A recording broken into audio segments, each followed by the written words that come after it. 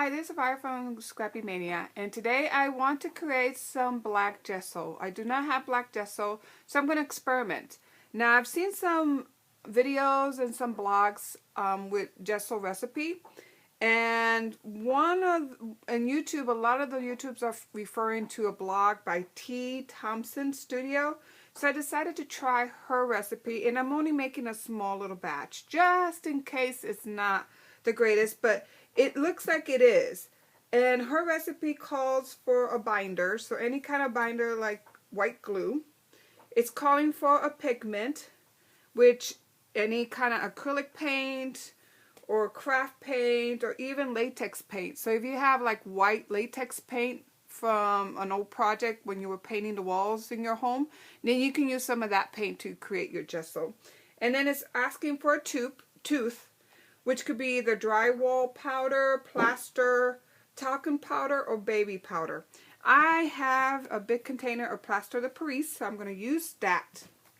And her recipe is actually looking for two equal parts of these two. So you need equal part of glue with equal part of whatever tooth you're going to use. I'm using plaster. And then 1 to 2 parts, depending how much you want, of the acrylic paint and the water. So I have a measuring cup here. So it actually tells me to add. So I want to make sure I get the measurement just right. So 1. Let me put another.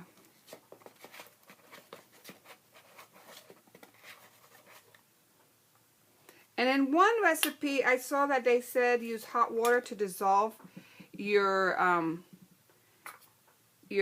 plaster. So I have hot water, and I'm going to use that. This is my own little experiment.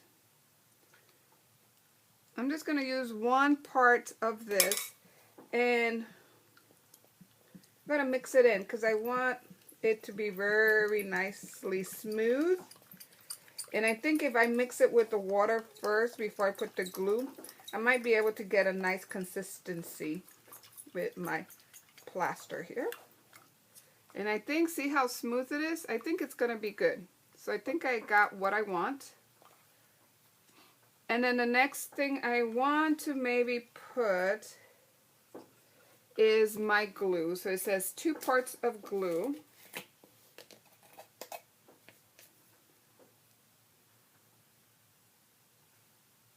1.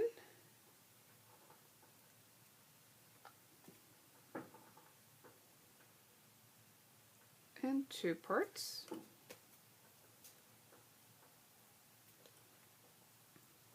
And see, when these utensils that you see here, like this spatula and this measuring cup, are actually kept in my craft room. It doesn't go in my kitchen at all. So I recommend that you may want to have some kind of, if you're going to do these kind of homemade recipe projects, to keep separate your utensils that you use to mix.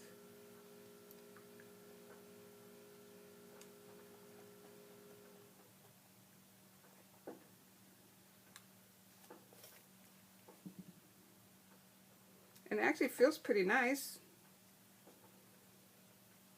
Now let's go ahead and put,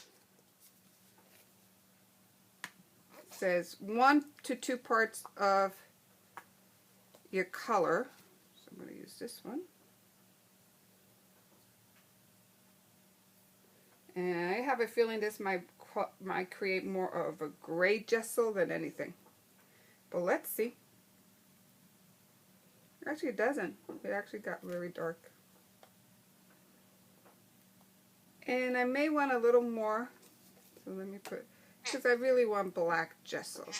So I'm going to put 2 parts. And this is the cheapo acrylic paint that I got at Walmart for like $1.86, something like that. Not very expensive.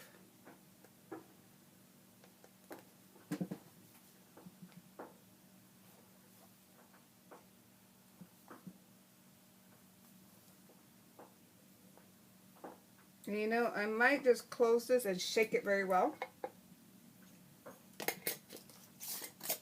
because see, you still see that's not completely mixed. So let me go ahead and shake it. But I like that. See, it's nice. So we gotta try it out. See if it works. So let me clean my surface. It's all inked. So always handy to have some baby wipes in your craft room.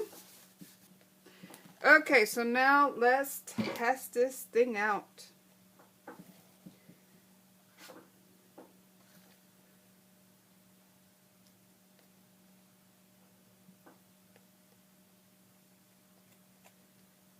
I like it.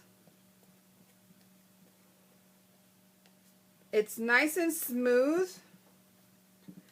I like the recipe. Now let me go ahead and dry it and let's see how it looks when it's dry. I think it came out pretty nice. And then what I want to do you can even use it as chalk paint. It'll work kind of the same. So I hope you liked this video on creating your own gesso using just some plaster, some glue all, and some acrylic paint and water. And I hope you like it. Thank you for watching. Bye now.